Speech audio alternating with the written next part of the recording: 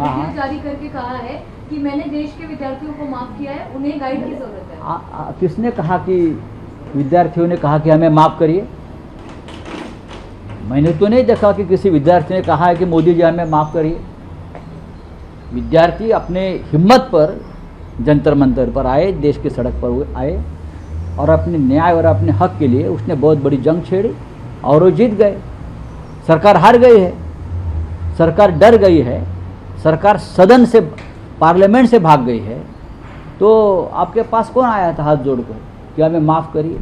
या अपने आप माफ़ कर रहे हो? किसने माफ़ी मांगी आपसे? सर, वंदे मातरम बिल जो है वो पास हुआ है लोकसभा में और वहाँ पर आपने ही जैसा भी जिक्र किया है, वंदे मातरम राष्ट्रगान के अपमान के विरोध में एक बिल आया और पूरी चर्चा में, और जब बिल मंजूर हो रहा था लोकसभा राज्यसभा में, प्रधानमंत्री और गृह मंत्री गायब रहे।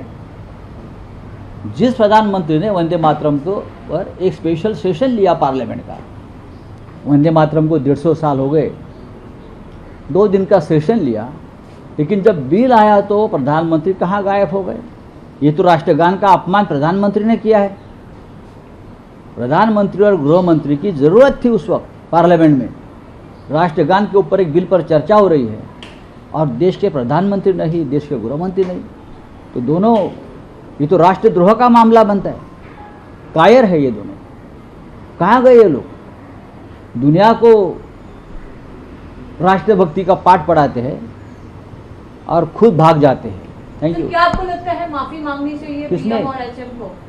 देश के पीएम और एचएम को माफी मांगनी चाहिए? उनके ऊपर राष्ट्रद्रोह का मुकदमा चलना चाहिए। कहाँ गए थे आप लोग जब वंदे मातरम बिल पर चर्चा चल रही थी? आप कहाँ भाग गए थे? अब दूसरों को राष्ट्रभक्ति का पाठ पढ़ाते हो ना, तो आप कहाँ थे? दोनों सदन में थे, दोनों बैठे थे उनके कार्यालय में, चेंबर में छुपकर, लेकिन सदन में नहीं आए।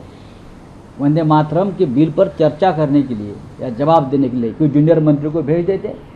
ये सरकार चलाने का तरीका है क्या?